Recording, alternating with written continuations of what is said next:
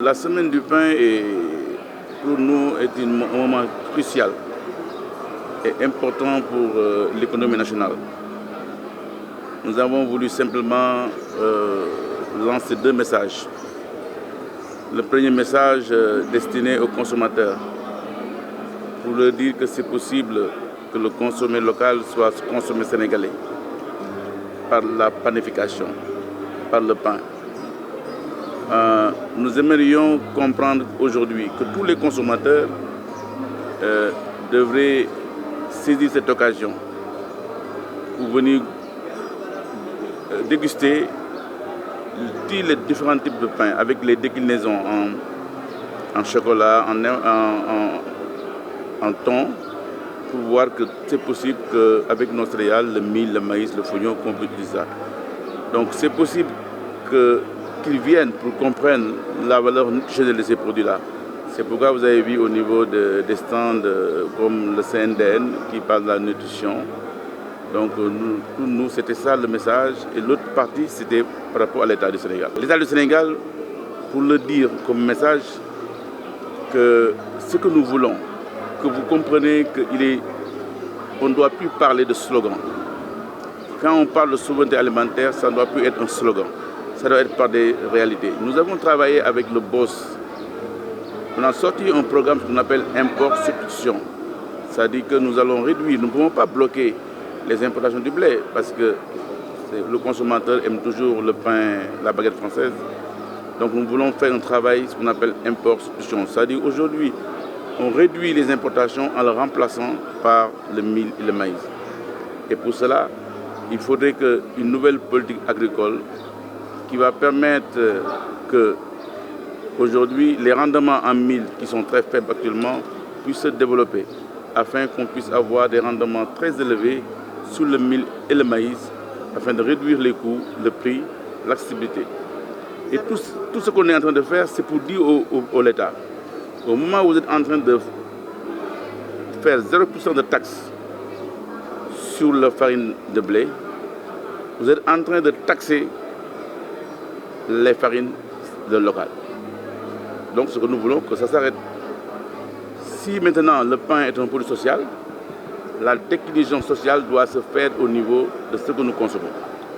C'est ça la réalité. C'est-à-dire qu'aujourd'hui, on ne peut pas subventionner un produit déjà subventionné à l'extérieur, venir ici le subventionner encore, au même moment vous taxez vos produits de la farine locale. C'est ça le message. Maintenant, le prix du pain, il y a tellement de polémiques sur le prix du pain. N'est-ce pas? Aujourd'hui, je vous assure, aujourd'hui, moi je vous parle, nous sommes fatigués, nous les boulangers. Nous avons des problèmes. Mais nous sommes venus pour dire à l'État, voilà une solution alternative.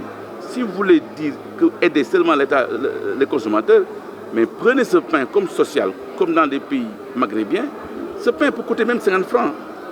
Si vous mettez et après, le pain blanc, ceux qui le veulent payent au plus cher pour libérer cette tyrannie de problèmes perpétuels de la crise du pain au Sénégal. Depuis 10 ans, on parle de grève, il faut que ça s'arrête. Il faut que l'État mette les moyens pour subventionner les farines locales, subventionner les producteurs, les transformateurs, pour que le pain local puisse coûter même pas 50 francs. Et aujourd'hui, le pain blanc, qu'il coûte au prix réel, et il récupère cette taxe lui-même. Au lieu de... C'est ça que nous voulons. Maintenant, les consommateurs vont faire un choix après. Ceux qui veulent acheter le pain blanc, ils ont de l'argent, ils n'ont qu'à le faire.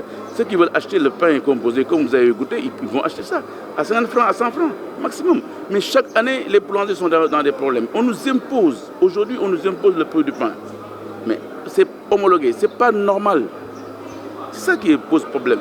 Donc, au moins, on peut faire un pain blanc ici, zéro taxe, et mettre un pain local et le taxer. C'est ça que nous voulons par rapport à cette semaine du pain. C'est le message que nous voulions lancer.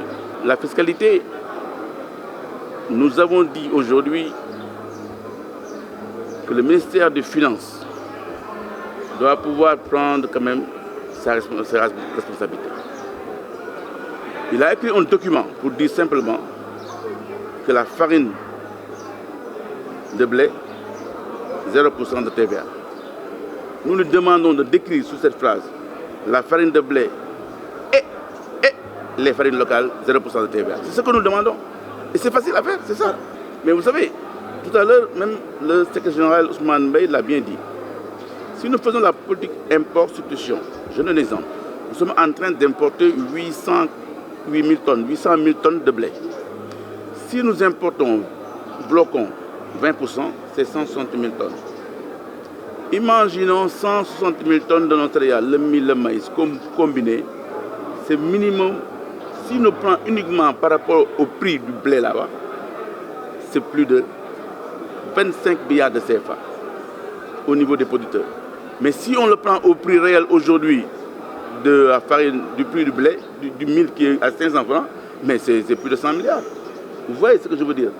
Donc ce que nous disons, il faut qu'on change de paradigme dans ce pays pour avoir l'impact économique. L'impact économique, c'est l'ouverture de beaucoup de producteurs qui vont produire beaucoup plus de mil, création d'emplois. Oui, il y a cette usine-là, à cause de ce programme de plaidoyer, ce monsieur vient s'investir dans la boulangerie. Il n'a pas encore commencé. Donc c'est ce plaidoyer. Donc il attend que l'État pose des actes pour que sa farine puisse être achetée par les boulangers. Vous voyez la création d'emplois. Nous les boulangers, ça va nous cesser le problème de crise du pain. Et bon, peut-être qu'il y a même, si l'État ne réagit pas, je pense que les boulangers sont en train de souffrir. Ils vont encore créer perpétuellement une crise qui va venir. Donc je peux vous assurer, d'ici un mois, peut-être qu'il y aura une crise du pain encore.